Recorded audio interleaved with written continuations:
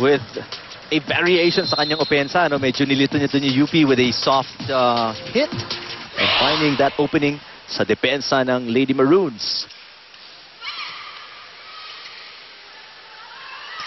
Ortiz with her specialty. That's right. That running spike is her favorite. I think that's her first point from an attack in this match. Although that set was a bit far from the net, but she still managed to bring it to the end zone. Oh, not much vuelo dun sa pasok ni Henido, pero nevertheless, she was able to make something out of it. That's right, just a vertical jump from Henido. See, stopped on her way in her approach, and just went straight up, avoided the block, and brought it cross court and got the point. UST up by 3. Reyes really packs a lot of power in that hit. Di makulangan to Ortiz. Ortiz, so far, batting average 100%. Ano? And I like what Reyes is doing, you know. Give Ortiz her touches, make her score give her double-digit performance each and every game. That's going to build her confidence, and you know, she's going to take responsibility whenever she's in the front row. Kasi dati, alam niya, andyan naman yung Aiza Maiso eh. Kahit hindi ako masyadong umatake. But right now, iba dapat ang approach itong si Micah Ortiz for UST. She has to embrace that leadership role. Exactly. No? Exactly, Eric. There's a little bit of space between the net and si Hirotsuji. Nakapasok yung palo ni Angeli Araneta. Ooh, nice very serve. Deep serve. Beautiful. Good coverage by Southland Ramos. Di makulangan.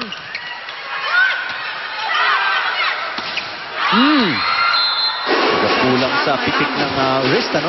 And Southland. Alam na kita niya, nag-apologize agad sa coaching staff. Ingrid Reyes serving for US. 11 serving 7. Set number 1. Magtalas. Se. Nice play there for Se. One of the few times we've seen UP set up a quick play in the middle. The block was a bit loose, kaya nakalusot yung bola ni Se. To serve for the Lady Maroons.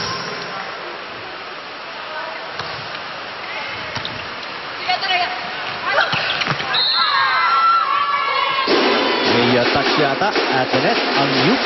That's why the point awarded to Hirotsuki and UST. I think Araneta was the guilty party in that violation.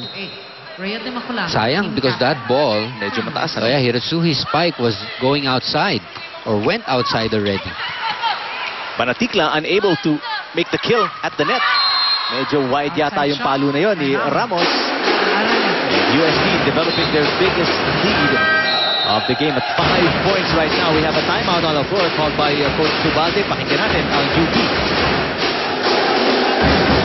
Hindi naman dahil superior yung ginagawa nila eh.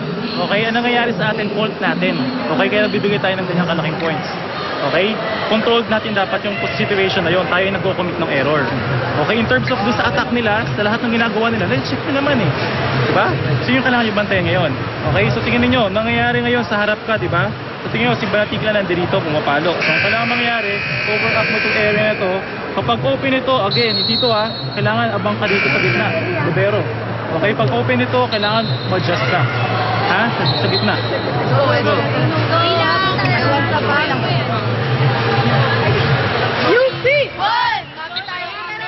First year UP head coach Jarod Hubalde, inaagapan na yung problema bago lumala, no? Yeah. Habang maliit pa ng konti ang kalamangan ng UST, tumawag ang sinasabi niya, wala namang special ginagawa ang UST, no? That's true. Just making sure that the girls are aware who's in the front for USC. The most likely attacker will get the set. Banatikla is the one, and so far, tama si Coach Jarod, no? Talagang sa kay Banatikla binibigay yung sets. And Banatikla, 2 in a row here. Both chances picked up by the defense of UST. And Ramos, malakas na naman. Kinapusuli yung pitik sa wrist. Southland Ramos having 2 attack errors here in the first set, both from both ends of the court. Service. Di Makulang. Well, probably she doubled her dose of energy drinks this morning. Napalakas. Nine. Di Makulangan on the other side naman, nabigay ng 3-point with that service error. UP.